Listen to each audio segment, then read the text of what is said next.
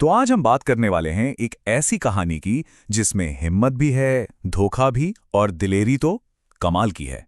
सोचिए एक ऐसा जांबाज, एक ऐसा स्वतंत्रता सेनानी जो अकेले ही दुश्मन के घर में घुसता है और उसे ही मात देकर चला आता है। तो चलिए जरा और गहराई से जानते हैं इस बारे में। ये कहानी भारत के स्वतंत्रता संग्राम के पन्नों से निकली एक ऐसी किंवदंती है, एक ऐसा रहस्य है जिसके बारे में आज हम बात करेंगे।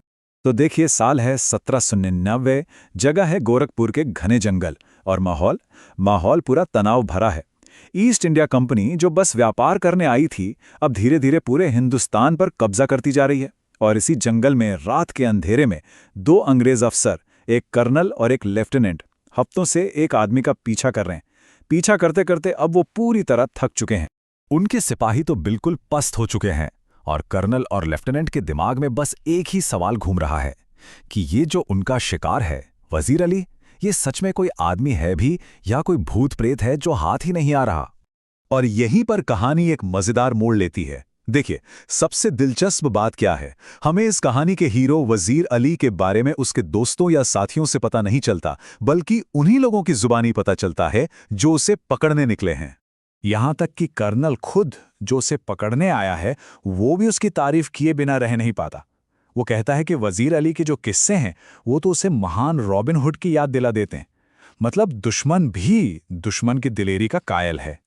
तो उनकी बातचीत से धीरे धीरे वजीर अली की एक तस्वीर बनती है। पता चलता है कि उसने अवध पर सिर्फ 5 महीने हुकूमत की, लेकिन उतने से ही वक्त में उसने अंग्रेज़ों का असर लगभग ख़त्म कर दिया था। ये भी साफ है कि वो ईस्ट इंडिया कंपनी से सख्त नफरत करता है, और ये भी कि कैसे अंग्रेज़ों ने उसे हटाकर उसके चाचा को, जो उनकी कठपुतली था, गद्दी पर बिठा दिया। तो मामला साफ है, ये लड़ाई असल में चाचा और भतीजे के बीच की है।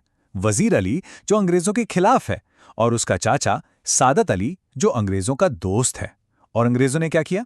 उन्होंने अपने फायदे के लिए ऐश पसंद सादत अली का साथ दिया। आखिरकार उसे अपने इशारों पर नचाना ज्यादा आसान था। लेकिन कर्नल को यह एहसास होने लगता है कि वजीर अली सिर्फ एक भगोड़ा नहीं है। नहीं, खतरा उनकी सोच से कहीं ज्यादा बड़ा है। वजीर अली तो एक बहुत बड़ी साजिश की, एक बहुत बड़ी प्लानिंग की सिर्फ एक कड़ी है। और ये लड़ाई सिर्फ वजीर अली की नहीं है, ये तो एक सोची समझी कोशिश है। एक पूरा गठबंधन बन रहा है अंग्रेजों को हिंदुस्तान से बाहर निकालने का। टीपू सुल्तान ने अफगानिस्तान के बादशाह को खत लिखा, फिर वजीर अली ने भी दावत दी, यहां तक कि बंगाल के नवाब के रिश्तेदार भी इस मुहिम में शामिल हो गए। मतलब पूरे हिंदुस्तान में कंपनी के खिलाफ एक लहर दौड़ चुकी थी। और यहीं कर्नल को समझ आता है कि दांव पर क्या लगा है। वो सोचता है कि अगर ये साजिश कामयाब हो गई तो जो कुछ भी लॉर्ड क्लाइव ने प्लासी और बक्सर की लड़ाइयों में जीता था, वो सब लॉर्ड वेल्जली के हाथों से निकल जाएगा। मतलब अंग्रेजी हुकूमत की पूरी नींव हिल जाएगी। तो वजीर अली का प्लान क्या है? उसकी स्कीम बिल्कुल साफ है।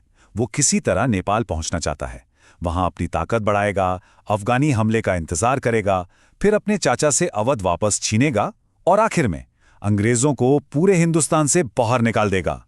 प्लान बहुत बड़ा और बहुत खतरनाक था। और जैसे ही ये दोनों अफसर वजीर अली के खतरों और उसकी प्लानिंग पर बात कर रहे होते हैं, तभी खेमे का सन्नाटा टूटता है। एक सिपाही हाफतावा अंदर आता है, एक बहुत जरूरी खबर लेकर। सिपाही बताता है कि दूर से धूल का एक गुबार उठता दिख रहा है। पहले तो उन्हें लगा कि कोई पूरा काफिला आ रहा है, लेकिन फिर उस धूल में से सिर्फ एक घुड़सवार निकला जो पूरी रफ्तार से सीधा कर्नल के खेमे की तरफ ही आ रहा था। माहौल में तनाव और भी बढ़ गया। वो घुड़सवार खेमे के ठीक बाहर आकर रुकता है। एक पहरेदार अंदर आता है और बताता है कि वो सवार सीधा कर्नल से मिलना चाहता है। ये बात सुनके कर्नल और भी हैरान हो जाता है। खैर, उस सवार को अंदर आने की इजाजत दे दी जाती है। वो खेमे में दाखिल होता है और आते ही एक ऐसी मांग करता है जो सब कुछ बदलने वाली थी। वो सवार कर्नल की आंखों में आंखें डाल के सिर्फ एक लफ्ज कहता है, कन्हई। मतलब वो कर्नल से अकेले में बात करना चाहता है। वो लेफ्टिनेंट और बाकी पहरेदारों को बाहर जाने का इशारा करता है। क्या हिम्मत थी! अब खेमे में सिर्फ कर्नल और वो सवार अकेले हैं। वो सवार अपना मकसद बताता है। वो कहता है कि उसे वजीर अली को गिरफ्तार करने के लिए कुछ कारतूस चाहिए। यानी वो उसी आदमी को पकड़ने में मदद करने आया है जिसे ये पूरी बटालियन ढूंढ रही है। कर्नल को लगता है कि चलो कोई तो मददगार मिला, उसे एक मुखबिर मिल गया है। वो फौरन राजी हो जाता है और उसे 10 कारतूस दे देता है। और फिर कहानी का सबसे बड़ा, सबसे चौंकाने वाला मोड़ आता है। वो सवार कारतूस लेता है, मुस्कुराता है और कहता है, वजीर अली। अपना नाम बताकर वो कर्नल का शुक्रिया अदा करता है और कहता है, आपने मुझे कारतूस दिए, इसलिए मैं आपकी जान बख्श रहा हूं। और ये कहकर वो वहां से चला जाता है। कर्नल को कोई नुकसान नहीं पहुंचाता, लेकिन उसे पूरी तरह से दिमागी तौर पर हरा देता है। घोड़े के टापों की आवाज धीरे धीरे रात के अंधेरा में खो जाती है। लेफ्टिनेंट भागकर अंदर आता है और देखता है कि उसका कर्नल एकदम खामोश बुत बना खड़ा है। कर्नल एकदम हक्का बक्का था। वो समझ ही नहीं पा रहा था कि अभी अभी हुआ क्या है। उस आदमी की दिलेरी, उसकी हिम्मत कर्नल के होश उड़ा चुकी थी। जब लेफ्टिनेंट ने पूछा कि वो सवार कौन था, तो कर्नल के मुंह से सिर्फ एक ही बात निकली, जो शायद अपने दुश्मन के लिए सबसे बड़ी तारीफ थी। उसने कहा, एक जांबाज सिपाही।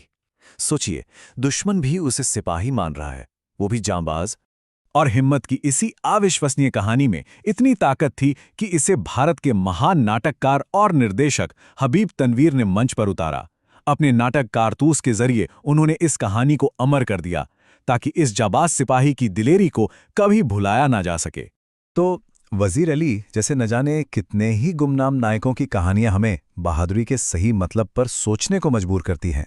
ये हमें याद दिलाती हैं कि हमारी आज़ादी की लड़ाई बस कुछ बड़े नामों तक सीमित नहीं थी, बल्कि ये तो ऐसे अनगिनत जांबाजों के हौसलों और कुर्बानियों से बनी है। और ये सवाल आज भी उतना ही ज़रूरी है कि क्या सच्ची हिम्मत को कभी इस बात से तौला जा सकता है कि कोई लड़ाई के किस तरफ खड़ा है, और इतिहास अपने नायकों और बागियों को आखिरकार कैसे याद रखता है।